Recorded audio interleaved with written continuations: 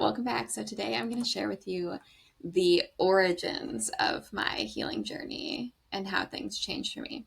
This is the story of the hot UPS guy. so I was in a toxic marriage.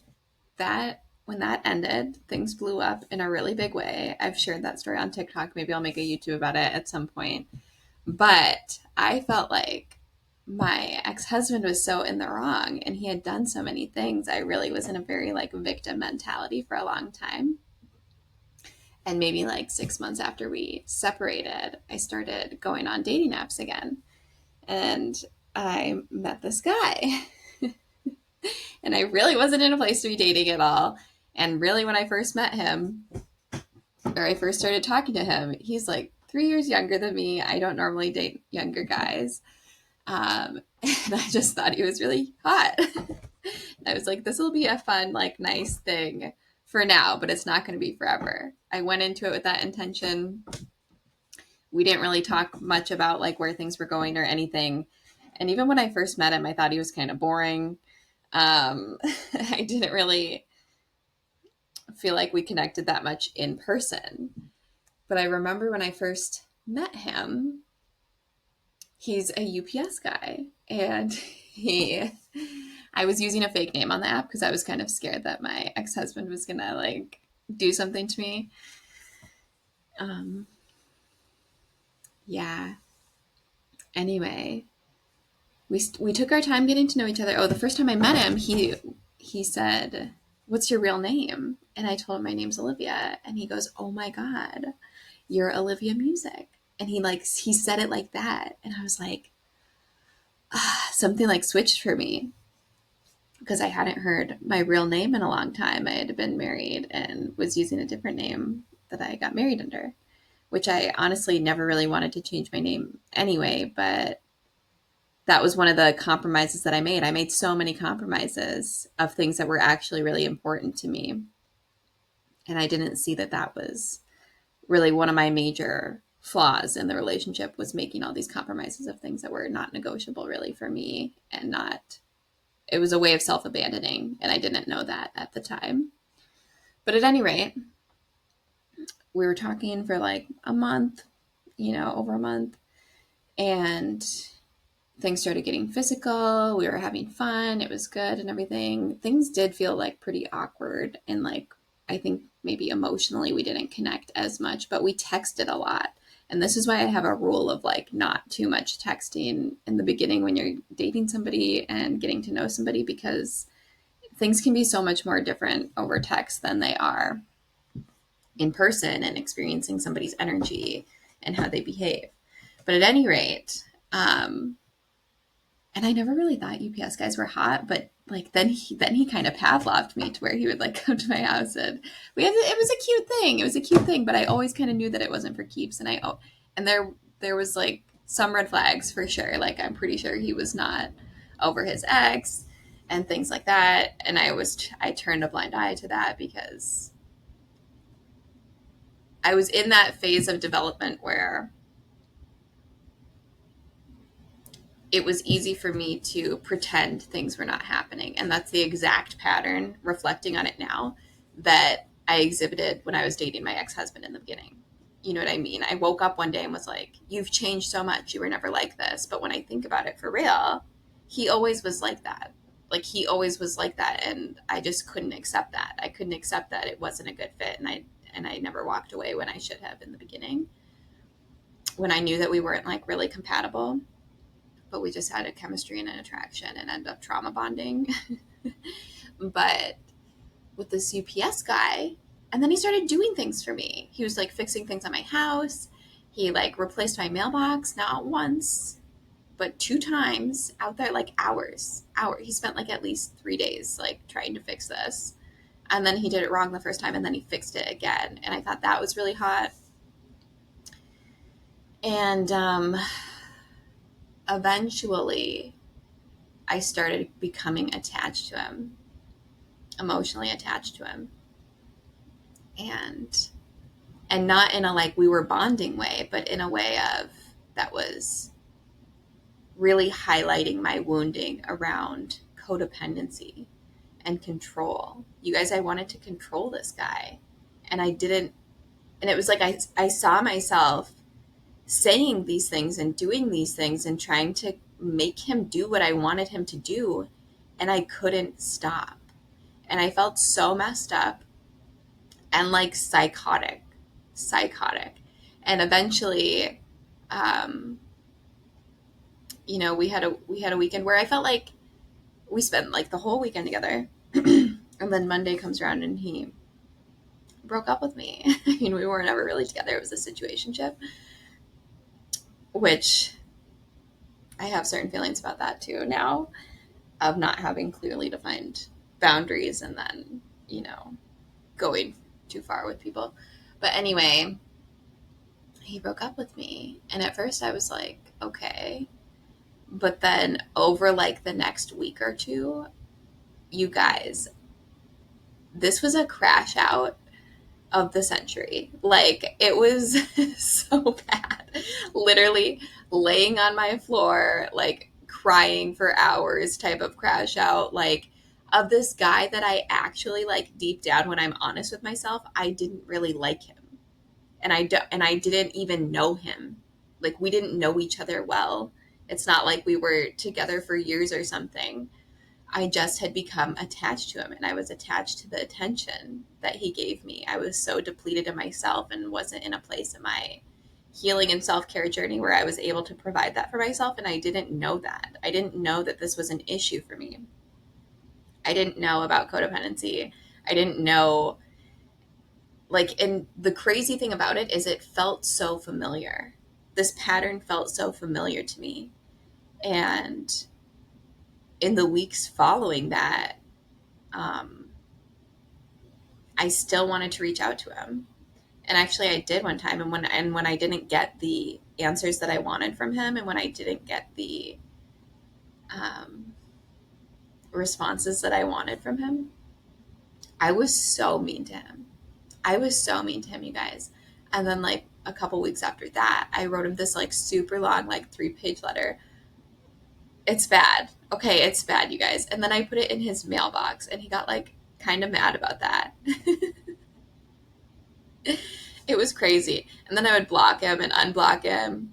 Lots of very extreme like protest behaviors, and literally just like being so mad at him and so mean to him. I was so mean to him. I said some really terrible things to him. And I know that that's not who I want to be. This like ending of that relationship was really the first time that I was able to see like my part in things, and really able to see like, wow, I actually have control issues. Like, there's no way that this can just be everybody else. And I have to like start taking responsibility for how I'm showing up in relationship. And it really made me um, question basically everything that I knew. With my ex-husband, it was so easy for me to say, well, he lied to me a lot, and he, threatened me, and, he made me feel powerless, and he was emotionally abusive, and I was afraid of him. He was super controlling.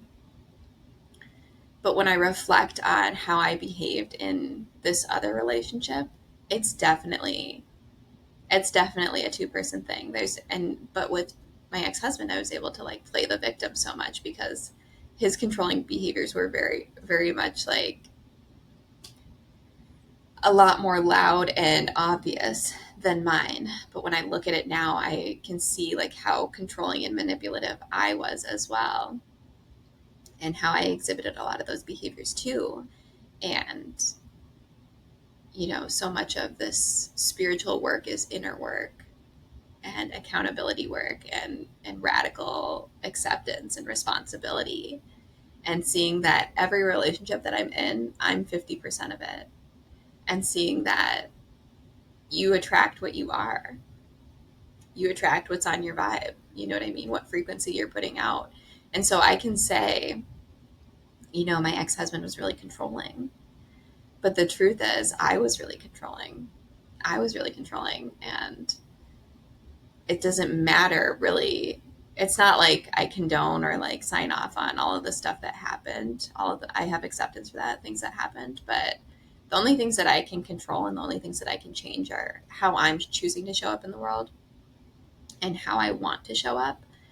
And in order for me to change that, I have to be aware of my patterning and look at myself and my own behavior. And with this UPS guy, this sweet little innocent UPS guy, it was the first time for me where things like it was a tower moment. Things really broke down, and I was like, "Holy shit! I have some serious work to do. I have some serious work to do." And I was doing all of this like manifestation and all of these like spells. Like I want a healthy relationship. I want love. I want all of this stuff. But what I really got was the first step to that, which is a huge confrontation with myself. A huge confrontation with myself, and it was really my relationship with him and it ending really showed me how much I was putting my emotional stability in whether or not I deemed my relationships as successful or whether or not I felt validated or accepted or approved of by another person. That's like textbook codependency. And I've said this before, but I have a history of substance abuse issues, alcohol, marijuanas, and those are all rooted in the second chakra. Those are all perpetuated by shame, binge eating, codependency. Issues like that are all symptoms of an imbalance in the second chakra, which the root of that is really feeling unwanted, undesired, feeling like something's wrong with you. And the more and more that I learn about this and the more that I work on it, the more I can feel myself healing it. But I wanted to share with you the moment that made me continue to pursue like some deeper healing, and that made me see like, oh my God, maybe I'm the problem. Because I spent so much of my life saying, it's my mom's fault. It's my dad's fault. He wasn't there for me. It's my brother's fault. It's my ex-husband's fault. It's all these people that did these things to me. It's all these things that happened to me. This is why I'm like this. This is why I behave this way. And it wasn't until I saw myself acting like an actually like terrible psychopath, causing a lot of harm to other people, that were like, honestly, he was being as intentional as he could be at his depth of his journey at that time.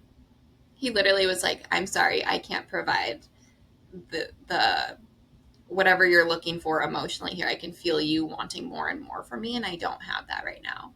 And like he was honest and like chill about it. And really like I couldn't accept that rejection. I couldn't take the no and move on. And in my efforts to try to get that back, that attention and approval and like the highs of a new relationship, it was like an addict losing their drug, literally. And I saw that and I was like, bro, this is not right. Like, you cannot be acting like this. And I remember like I was in therapy at the time, my therapist, Steve, who I was in love with. And I went in after, it was the day after that boy broke up with me. And I was just, and Steve had never even heard of this guy before. Again, I was like, this is not going to be anything for me. He was like, why haven't I heard about this before? And I was like, I don't know. I didn't want it to mean anything. And he's like, you're acting like you've never been broken up with before. And I think I have, but I think it's always been hard for me to be rejected like that. And I think that's why I've had this history of on again, off again relationships, because even though I know like something isn't working or someone is quote unquote bad for me or we're not aligned, I end up going back like an addict to a drug. And that's codependency. Needing a relationship, needing to be seen by somebody, fawning for their approval, convincing them that they're someone that you're someone that they want, exactly what they want. when none of those things are true, you're not able to be yourself in relationship. You're just kind of like chameleoning to the relationship. Yeah. Yeah. And then you wonder why you wake up in 2 years or 3 years or 5 years and are like, this is not the life that I wanted, because you were faking it the whole fucking time. You're pretending to be somebody else and not really ever being seen because you had this fucking deep black hole of a need to be wanted by somebody else. Bro. So that was really the first cataclysmic tower moment for me in my healing journey. That was like,